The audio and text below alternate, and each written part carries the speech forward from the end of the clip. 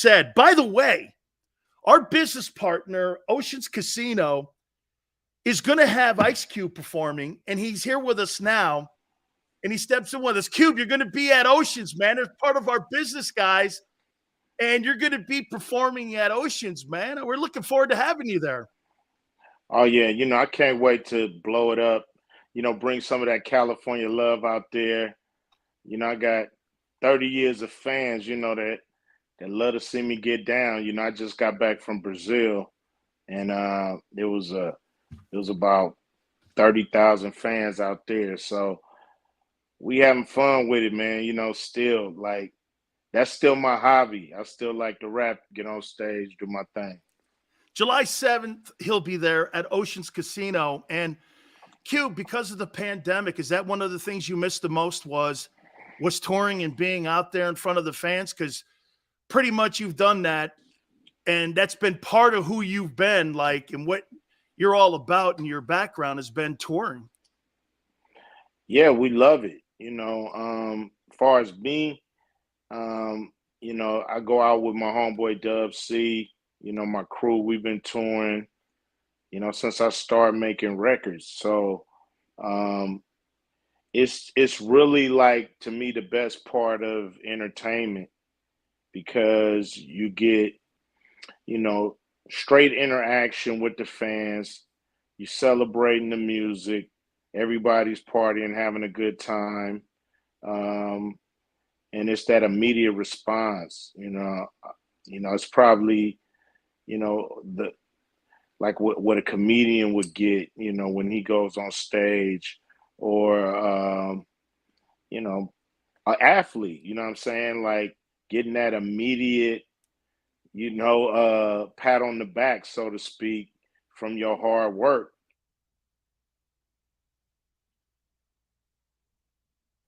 This thing, man, leave me alone. No more timers, okay?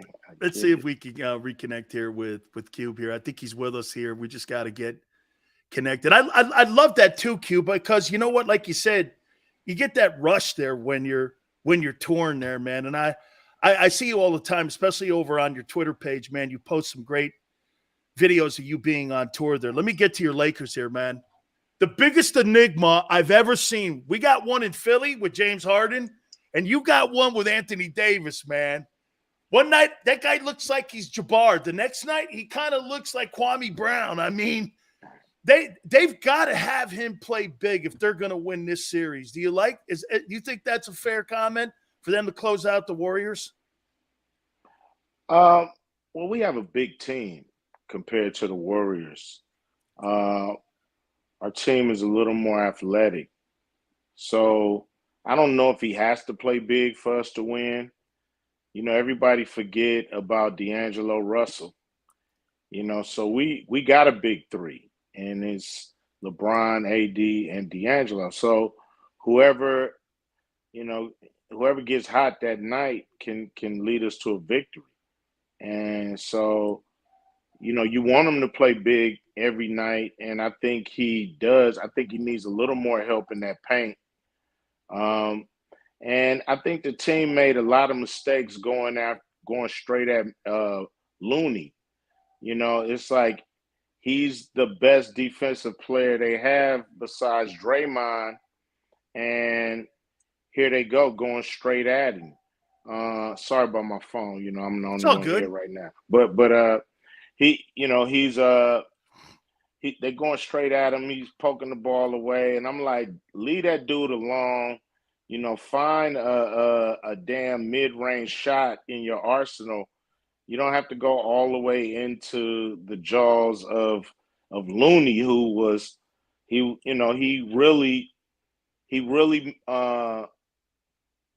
allowed the Warriors to stretch that lead. Sure did. Cube, I'm going to ask you a rock question because I'm getting a rock on in about 10 days. I'm going to ask you a question there on him, but I first want to ask you, Jalen Hurts in the journey that he's had, and I know that you follow a lot of sports. He gets a $255 million contract. Here's a guy that's been bet against his entire career. They gave up on him at Alabama. He goes to Oklahoma. He gets drafted in the second round. That's got to be stories like you love there, where you see a guy come from nowhere and all of a sudden ascend the way he has, because it's been one of the most remarkable stories I've ever seen is the ascent of Jalen Hurts. Yeah, I mean, it's a great story. It's a great testimony to believing in yourself when everybody else might, it might be people at the tip top telling you can't do it. That doesn't mean you can't do it. It's always up to you. It's always up to what you have inside. You can measure man's hands and his jumping ability. You can measure man's wingspan and all this kind of stuff, but you can't measure a man's heart. So you never know what a person has inside. And so you can't count anyone out, no matter what the obstacles. There's guys with one leg running marathons, and there's guys with two legs that, can't even run up the stairs. So you just can't count anybody out, no matter what the obstacles are. Cube, as I said, we're getting a rock on. He's my boy. We've been friends a long time now. And, they want – get this. So I said that. I'm going to send this to them. You talking about Dwayne Johnson, right? Yeah. Okay, because I keep hearing you saying I'm getting a rock on. And I'm like, wait a minute. I'm hoping you're talking about The Rock. The Rock. Okay, all right. The Rock. Here we go. All right. The Rock. And I've had you, and I think I may have kind of broached this question with you before, but man, he's telling me this damn XFL, man, the helmets, the colors, the arenas, the jerseys, the referees. And I'm getting Cube on, man. And Big3, when he first started and he ran it through the pandemic to where you are now, what's been the biggest challenges for you, Cube, putting the Big3 together and from where it started from and where it is right now? What's been your challenges? Well, first of all, I salute The Rock and his partner. Danny Garcia. And, yes. They're doing, the impossible. And look, here's what's the hardest thing: to convince the world that this is for them and not for you. If I wanted to have a 3-on-3 tournament, I could do something small in my backyard. but to put it on CBS, for them to have a major network show the XFL games, to get sponsors, to get attention, it's a hard road to climb, or mountain to climb. But to me, it's really what it's all about. We knew this wasn't going to be easy, and if he, keeps, or they keep persevering, then they'll hit an inflection point, and it'll be profitable, and it'll be some people will watch all the time and say, yeah, I knew that was going to work. You know what I mean? Like, it's kind of like, yeah, that's a no-brainer, spring football, so that's what he's doing. He's making it look easy. But, he has challenges.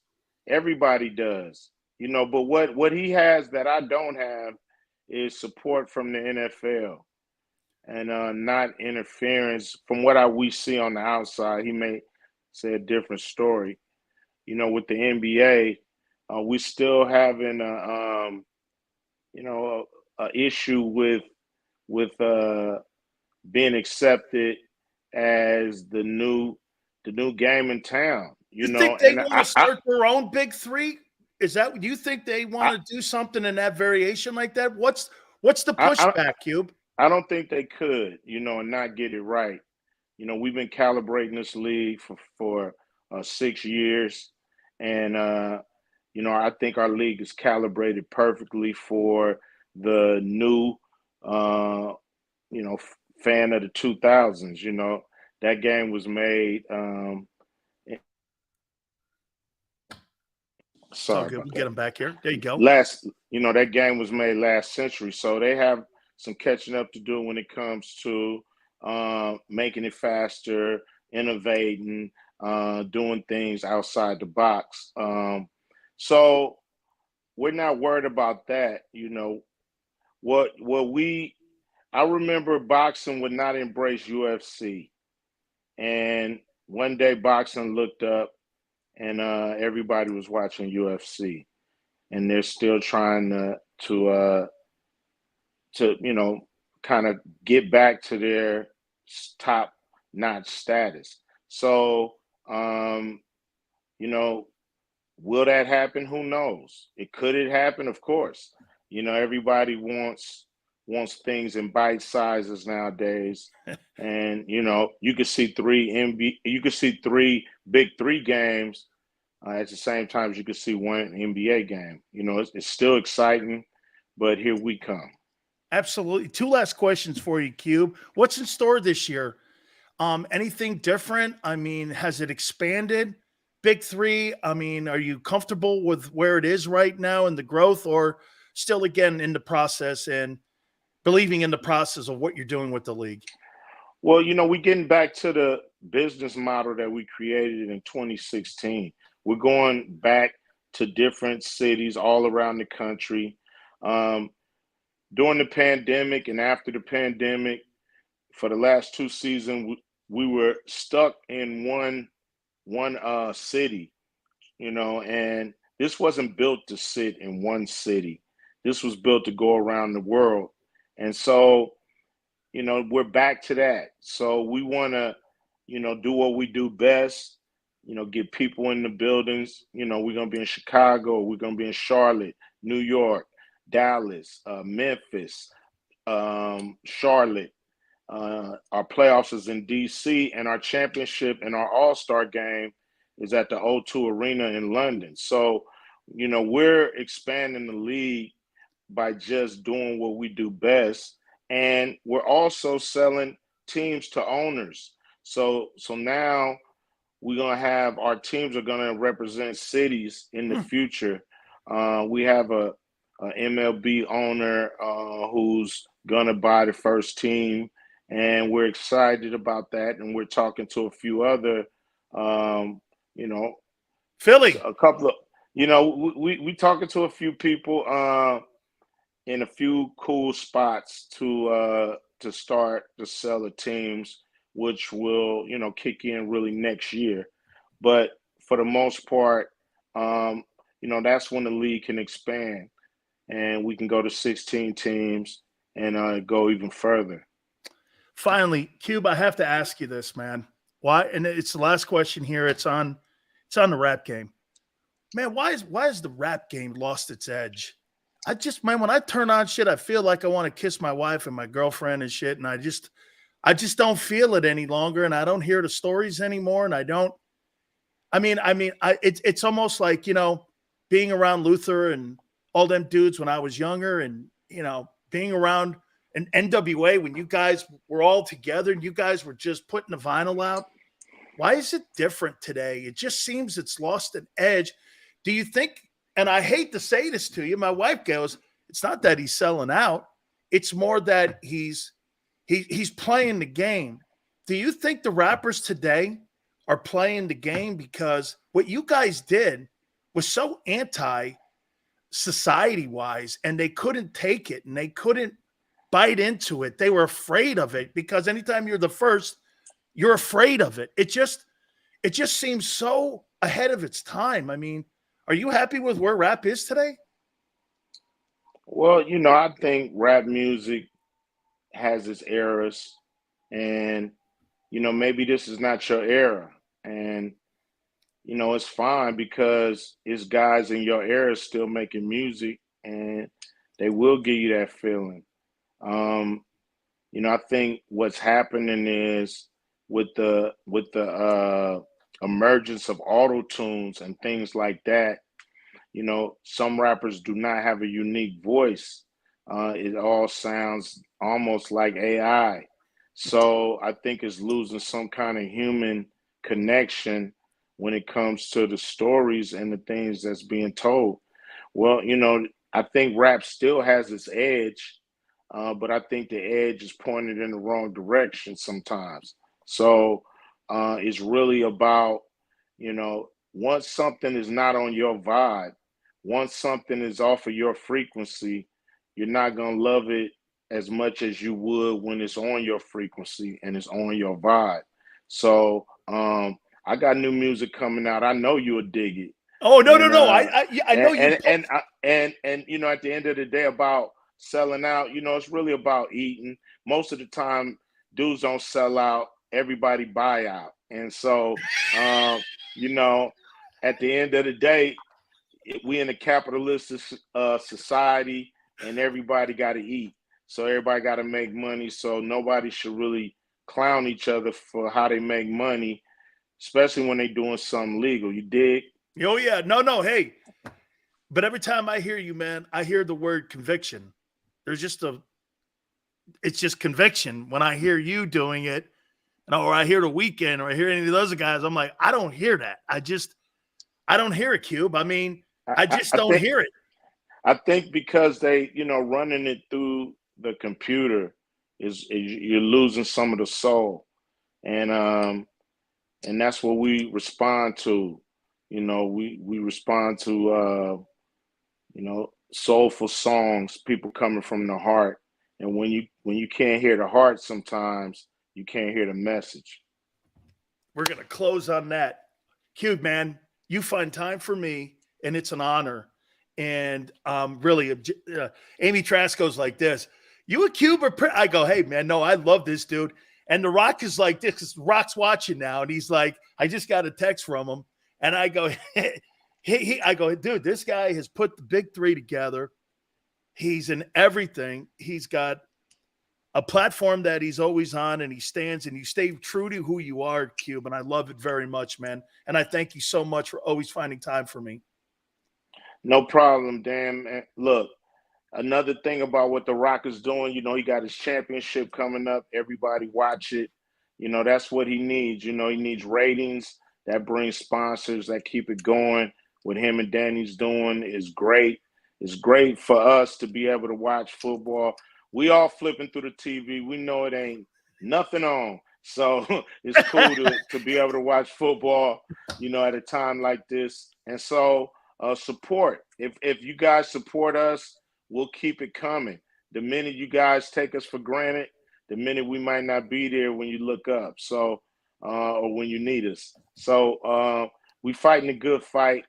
And I appreciate you for letting me come on your show and just tell my version of what's going on when it comes to the big three and everything else that I, think I know what I'm talking about. July 7th at Oceans Casino, one of our business partners. And the folks at Oceans, by the way, are also watching. So they know that you're going to be performing there. Make sure everyone buys tickets to see Cube. Cube, thank you, my friend. You got it. That's my friend Ice Cube, man. Thank you guys so much. Please hit the like button. Big Sil's got to take a time out. Keep it here on the National Football Show.